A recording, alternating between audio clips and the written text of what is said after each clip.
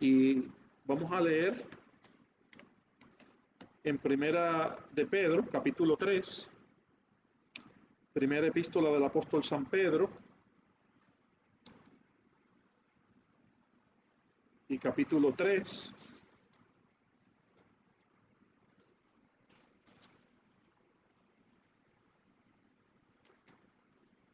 Capítulo 3 y versículo 14.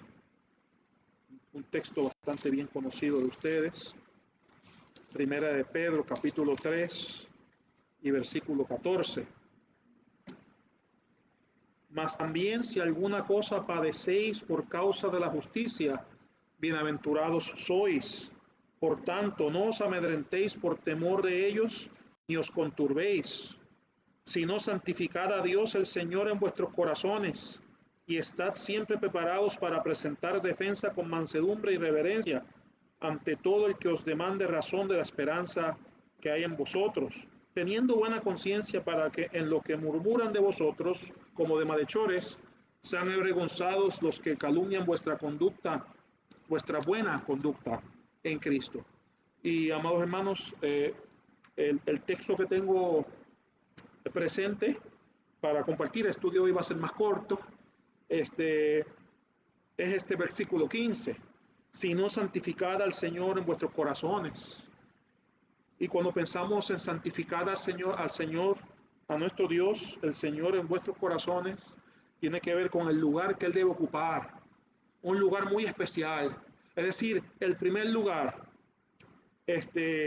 Y la semana pasada, y eso es algo que esta semana han estado llamando la Semana Mayor, la Semana Santa, y no tengo nada en contra de eso.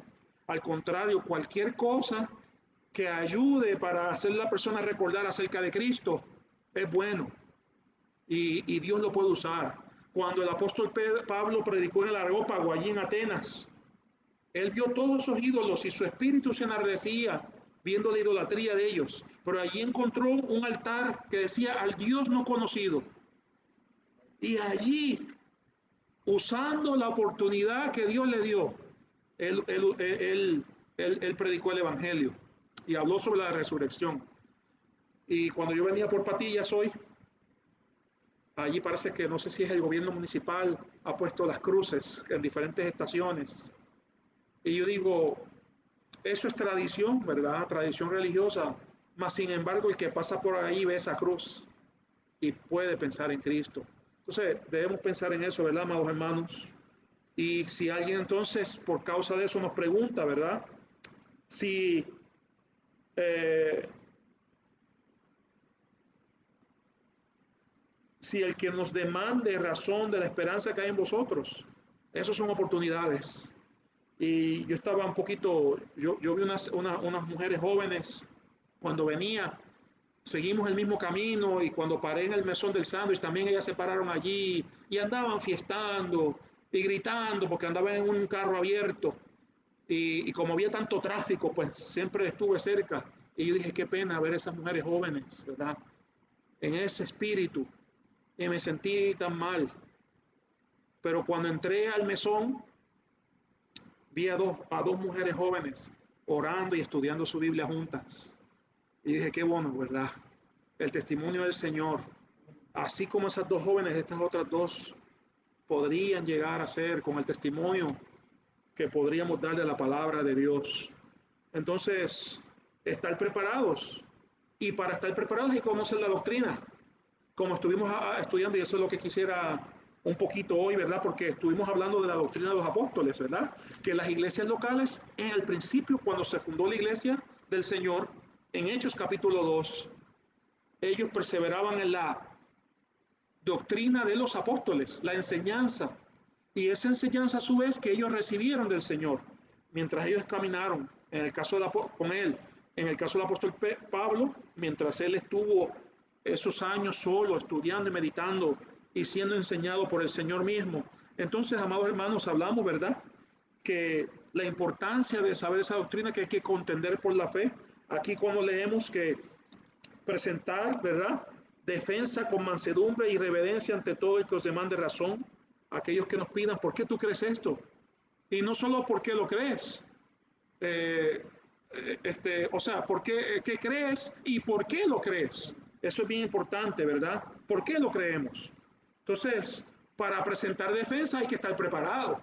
Un abogado cuando va a ir al tribunal no va a ir ahí, ok, déjame ver qué está pasando aquí, darle una vuelta al libro, ¿no? O como un amigo mío que una vez fue al médico y fue al médico y cuando llegó el médico sacó un libro para ver qué era lo que le estaba pasando. Entonces dijo, este médico quizás no estaba tan preparado, ¿verdad? Entonces nosotros tenemos que estar preparados. Ahora, esta preparación no es solo para los que estudian teología, la preparación es para todos. Fíjese que el apóstol Pedro, si usted fija, el apóstol Pedro, si usted fija el título usualmente en muchas Biblias, dice primera epístola universal de San Pedro apóstol, universal, es decir, es para todos. Y estas cosas que él nos está enseñando es para todos. Entonces le dice a todos, a aquellos que él está escribiendo, específicamente a aquellos que se mencionan en el capítulo 1, que son todos estos judíos en la dispersión, él les dice, estad preparados. ¿Y cómo estamos preparados? ¿Cómo puede el hombre estar completo, preparado para toda buena obra? Escudriñando la escritura.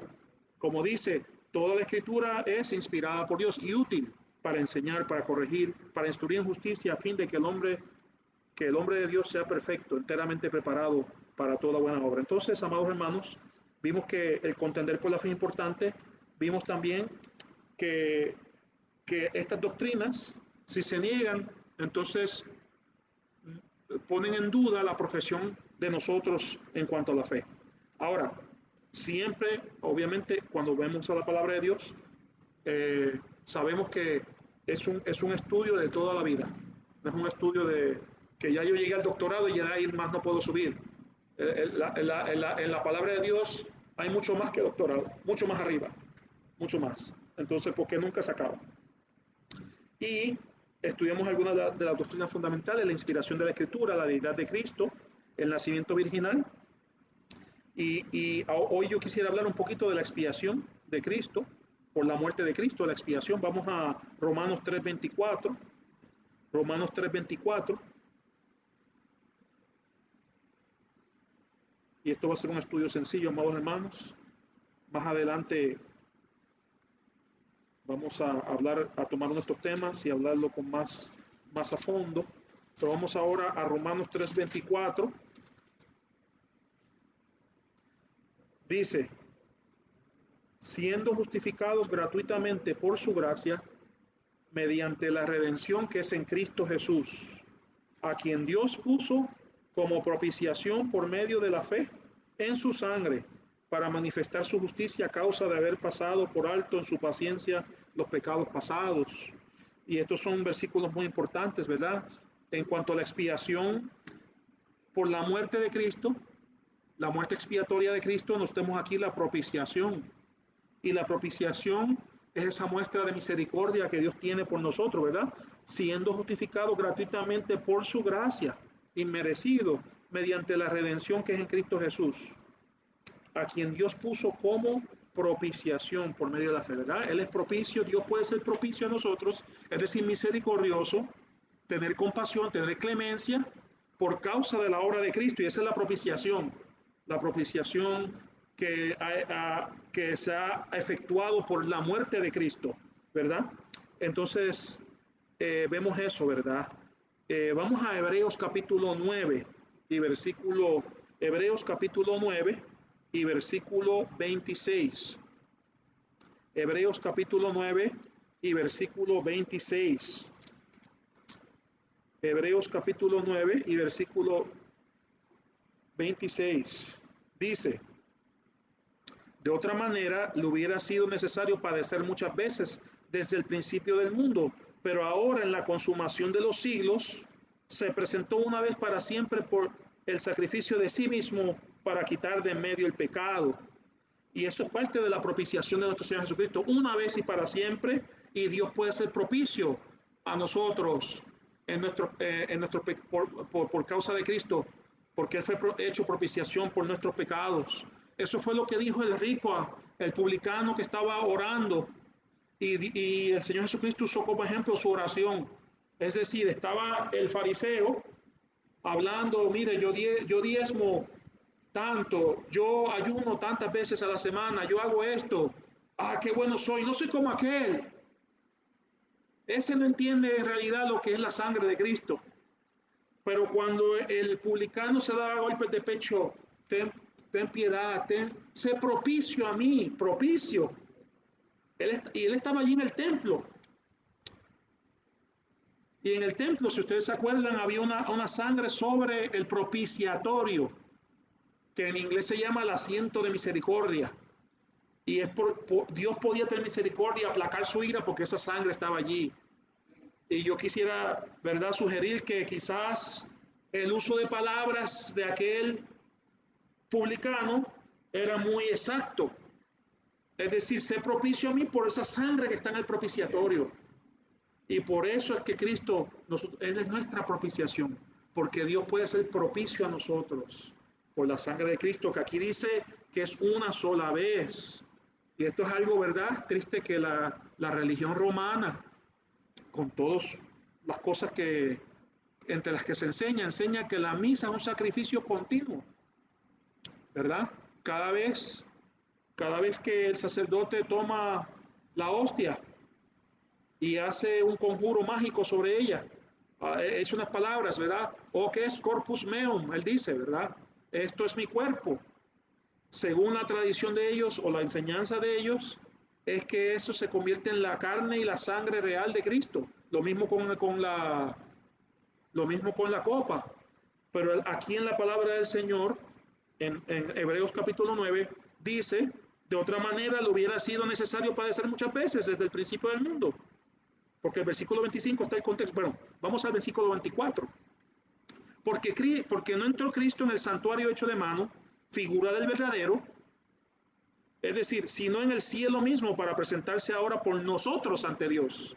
Esa es la propiciación, ¿verdad? Y no para ofrecerse muchas veces, como entra el sumo sacerdote en el lugar santísimo cada año con sangre ajena, la sangre de los sacrificios. De otra manera, le hubiera sido necesario padecer muchas veces desde el principio del mundo, pero ahora en la consumación de los siglos, es decir, cuando se consumaron estos hechos en la primera venida de Cristo, eso es bien importante, eso es otra doctrina importante. Hay dos venidas de Cristo. Él vino para morir y después viene para reinar y juzgar, para juzgar y reinar. Entonces, nosotros vemos que Él vino, eso fue consumado. Hay otras cosas de su segunda venida que no han sido consumadas. Los juicios no han sido consumados. El juicio a la maldad en este mundo no ha sido consumada, pero un día será. Ahora, el sacrificio propiciatorio de Cristo sí fue consumado, fue terminado. Él lo dijo en la cruz, consumado es, terminado está, ¿verdad? Entonces, de los que se presentó una vez para siempre por el sacrificio de sí mismo para quitar de en medio el pecado, una vez y para siempre, ¿verdad? Este, y eso es muy importante, ¿verdad? En cuanto a la propiciación.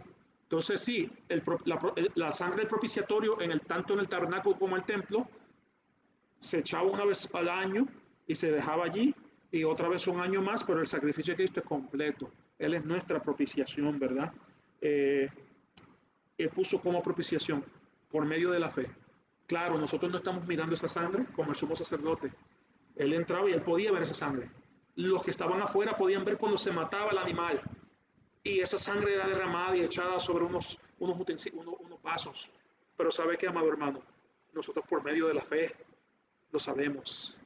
Y no fue carne ni sangre lo que nos lo ha revelado, sino mi Padre que está en los cielos. Él es el que nos ha revelado, como dijo el Señor Jesucristo, ¿verdad? Entonces, muy importante esa doctrina. Entonces, cuando, por ejemplo, muchos de nosotros tenemos familiares en la iglesia romana, ¿verdad?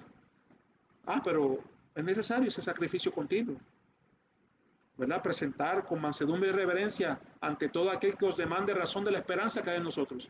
Yo puedo decirle, yo tengo la esperanza que mi Cristo, mi Señor Jesucristo, el que está en la Biblia, murió una sola vez y para siempre. Y no necesito un hombre que convierta un pan y una copa y un vino en carne y sangre del Señor Jesucristo. No, Él está allá arriba, ya Él derramó su sangre y esa sangre es eficaz, no solo en aquel momento, sino antes de que Él naciera y muriera y después, porque así fue que fueron salvos los santos del Antiguo Testamento. Fueron salvos porque la sangre de Cristo iba a venir y en lo que él llegaba estaban los sacrificios. Después de eso no hay más. Y qué bueno, ¿verdad? Y yo puedo decirle a cualquiera que venga por ahí, ¿verdad? Vamos al otro extremo. Hay unos que dicen, no, es un sacrificio continuo. Hay otros que reclaman que la sangre de Cristo sí es eficiente, pero yo necesito ayudarla también. Yo necesito hacer un poquito más. Aquí dice, una sola vez. Y el sacrificio que cuenta es el de Cristo. Nuestro sacrificio, en caso de que muriésemos por la fe, o en caso de que padeciésemos por la fe, esos son obras de la gracia de Dios. Eso no son obras de salvación, son obras por causa de la salvación. Entonces eso es muy importante, ¿verdad? Porque hay también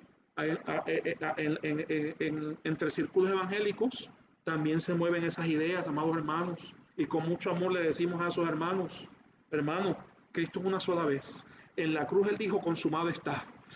Y su palabra lo confirma. Y ahí en Lucas capítulo 23, cuando aquel malhechor a su lado le dijo, Señor, acuérdate de mí cuando vengas en tu reino. Ese hombre ni se bautizó, ni le pidió perdón a las personas que le hizo daño, ni restituyó lo robado. Ese hombre, él allí clavado en cruz, confió en el Señor Jesucristo. Y no solo eso, la palabra de Cristo se lo confirmó. De cierto te digo que hoy estarás conmigo en el paraíso. Entonces, nosotros tenemos esa misma palabra. Nosotros tenemos la palabra profética más perfecta. Lo dice el apóstol Pedro también, este apóstol Pedro. Entonces, amados hermanos, nosotros podemos decirle eso a cualquiera que venga demandando razón. ¿Por qué usted cree que podemos estar en Cristo sin temor o sin que dependa de mi ejecución como creyente? Y yo digo, porque Él dijo consumado es.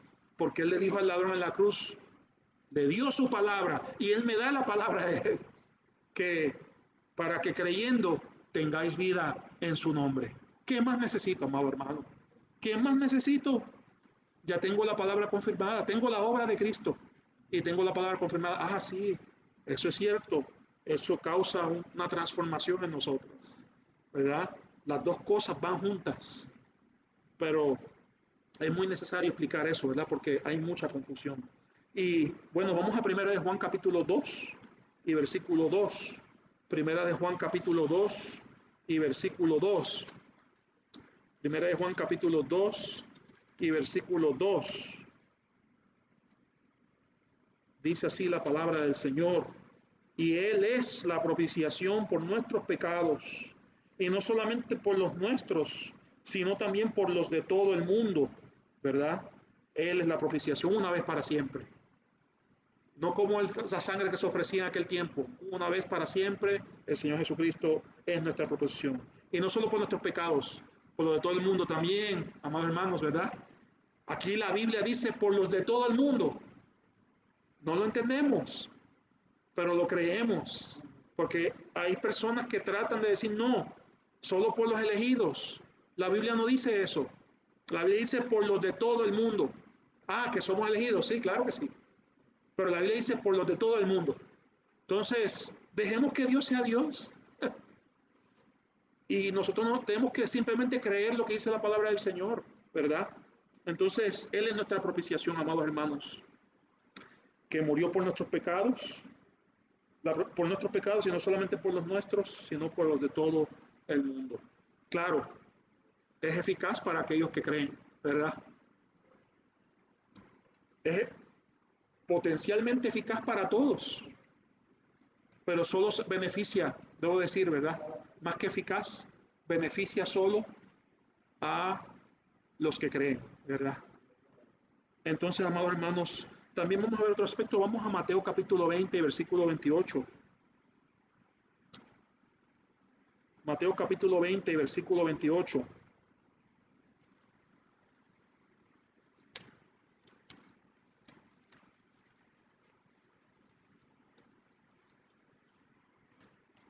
Mateo capítulo 20 y versículo 28.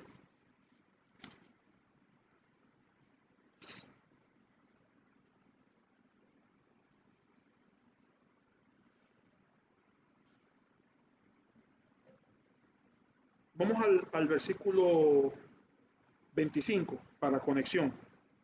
Versículo 25 dice, entonces Jesús llamándolos dijo, ¿sabéis que los gobernantes de las naciones se enseñorean de ellas y los que son grandes ejercen sobre ellas potestad o poder?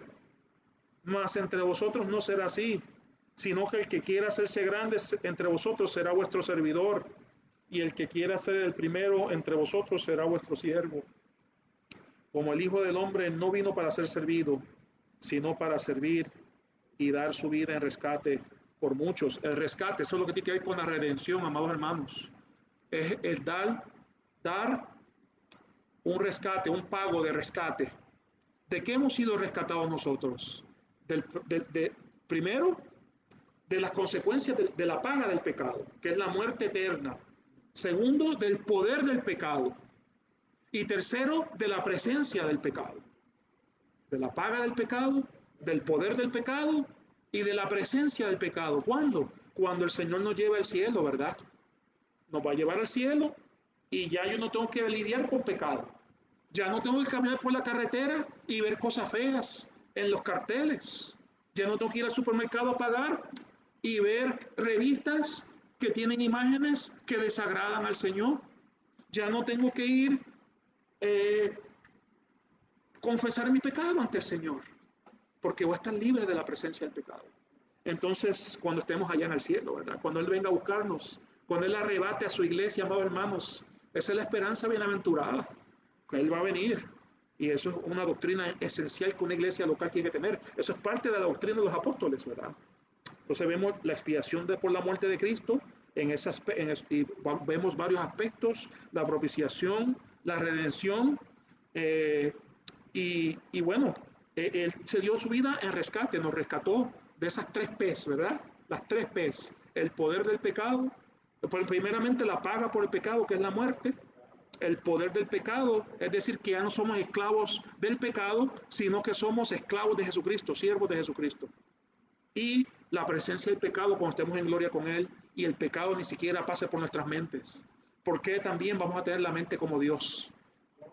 Y no solo eso, obviamente no vamos a tener, vamos a pensar como Dios, ¿verdad? Porque hay que tener cuidado como dice estas cosas. ¿Sabe qué? A veces dice, ay, ¿qué va a pensar tú?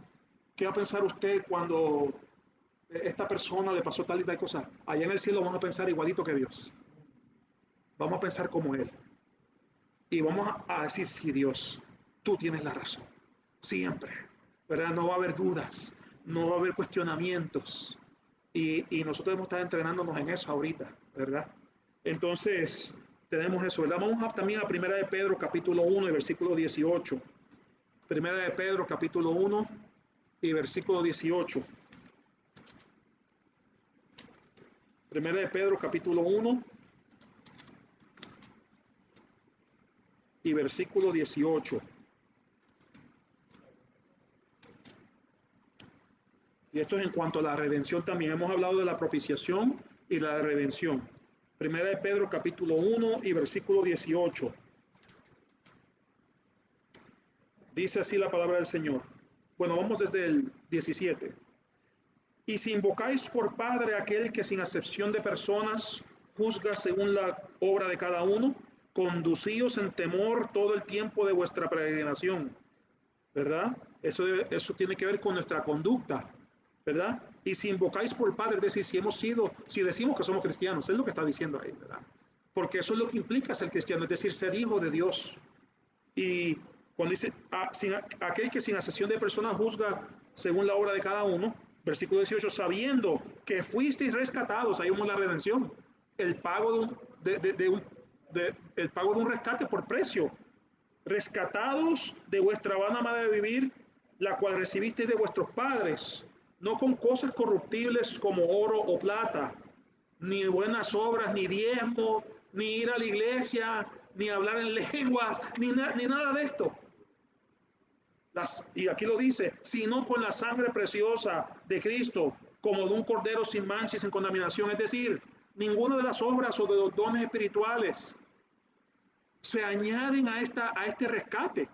Este rescate fue la sangre de Cristo solamente, ¿verdad? Entonces vemos la verdad de la redención, ¿verdad, amados hermanos? Entonces, esto es parte de la doctrina de los apóstoles. La doctrina de los apóstoles. Entonces, son cosas sencillas, ¿verdad? Pero muy importantes. Y para ser sincero, aún las cosas sencillas, la mayor parte de la gente no las entiende.